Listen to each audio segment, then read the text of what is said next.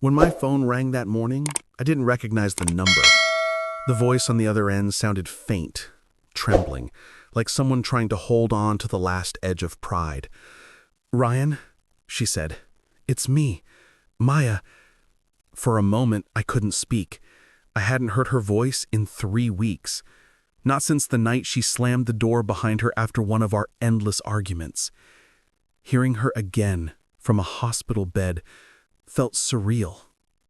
She said she'd been in an accident, something about a car, a party, and a night gone wrong. Then came the part that made my stomach twist. "I need your help," she whispered. "They won't discharge me until the bill is paid." That was how I found out my wife's business dinner had been a date. Not just any date, the one she'd been secretly having for months. The man who vanished right after the crash, leaving her alone to deal with the consequences. I didn't say anything for a while. My mind replayed the last few months like broken film reels, the late nights, the perfume that wasn't hers, the half smiles when she checked her phone. I asked once if something was wrong between us. She laughed softly. "You're imagining things. Ryan, don't be insecure." But I wasn't imagining. I was just pretending not to see. The truth had come in fragments. A coworker mentioning they'd seen her out with a friend. A hotel receipt that fell from her purse, the unfamiliar cologne on her coat. I told myself marriage meant forgiveness, endurance, that people make mistakes. But illusions don't survive honesty. The night she told me she wasn't happy, I didn't ask with whom. I just stepped aside and let her walk away. Now, 3 weeks later, she was calling from a hospital. Her voice weak, desperate. Almost pity crept in. Almost. "Where's the man who made you feel alive?" I asked quietly. Silence. Then a small sob. "He's gone. He left. I have no one else." I stared out the apartment window, watching sunlight spill across the cold New York street. Funny. I'd begged her to stay so many times, to talk, to care. Now she wanted my help. "Maya," I said finally, "you made your choice." Her silence filled the line, heavy and broken, the sound of someone finally understanding what consequences feel like.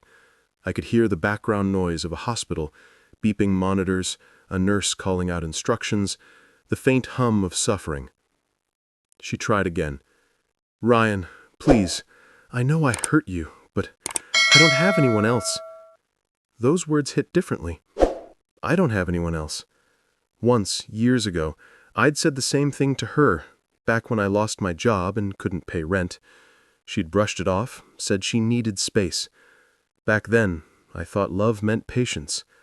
Now I understood love dies from one-sided loyalty. "What exactly do you want?" I asked.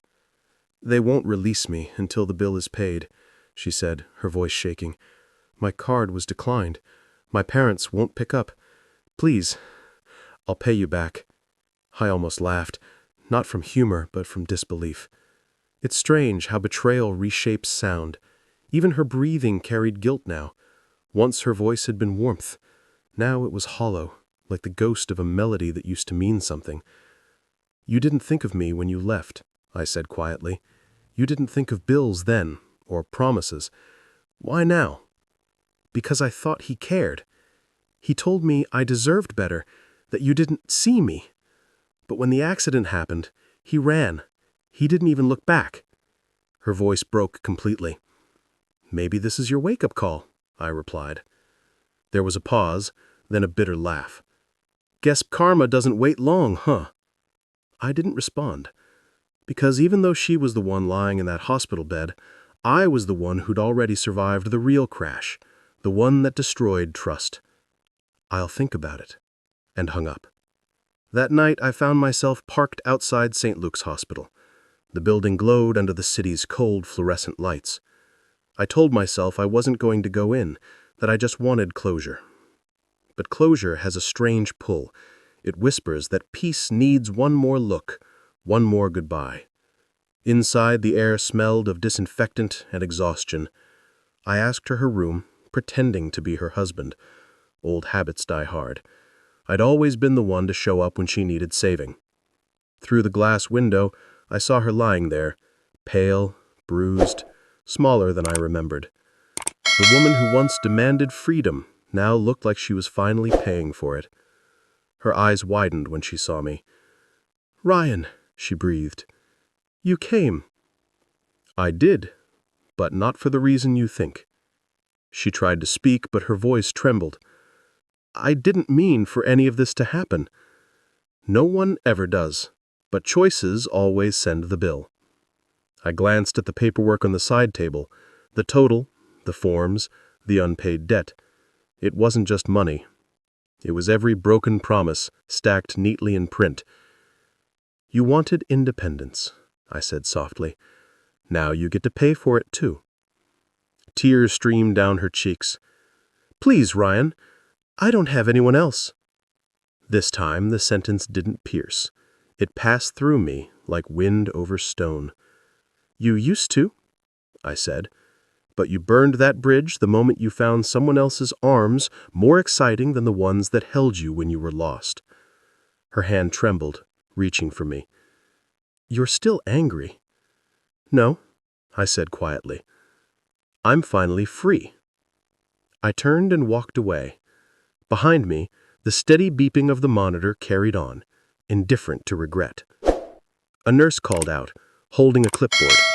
"Sir, are you going to take care of her bill?" I looked at the slip once, then shook my head. "No," I said calmly. She already spent what I owed her.